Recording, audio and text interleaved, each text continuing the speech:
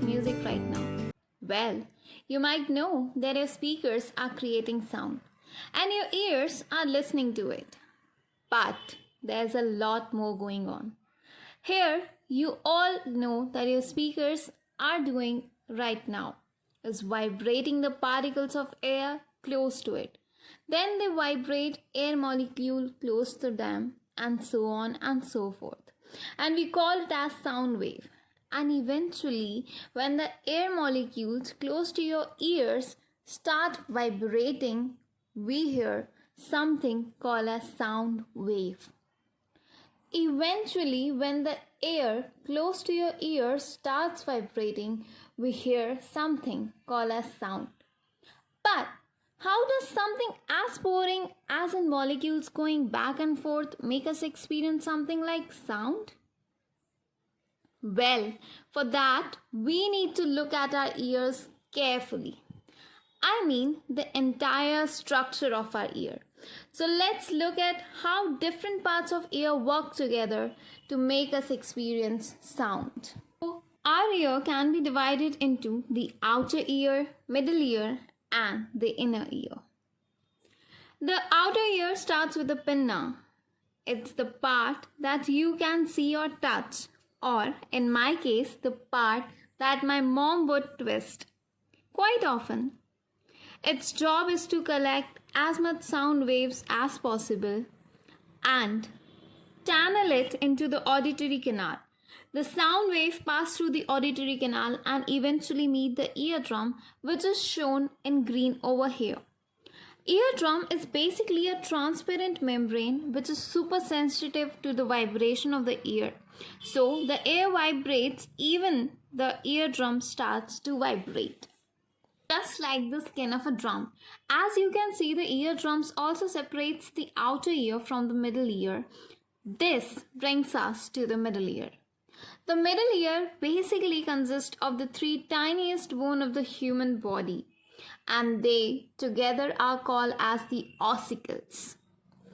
And they have pretty cool names. They are called malleus, incus, and stapes. And the actual picture of these bones are shown below. Because of their shape, they also oftenly called as hammer, anvil, and stirrup. Stirrup is basically where you rest your feet when you ride a horse. So, as the eardrum vibrates, you can see the ossicles also starts vibrating, transferring the vibration from the eardrums to the inner ear.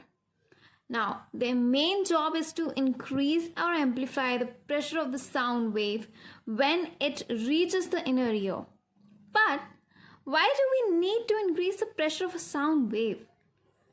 Because, as we will see, the inner ear consists of a liquid and not the air. So the vibration must transfer into a liquid, and you might already know that vibrating or moving particles of liquid are much more harder than moving particles of air. Which is why it is very easy for us to swing our arms in the air, but it's really difficult when we swim our arms in the swimming pool. So, to set this liquid in vibration, the pressure has to be high enough, and in fact, our ossicle increases the pressure of the sound about 20 times. But how does they do that? Just look at the base of the stapes. It has such a small area compared to that of the eardrum.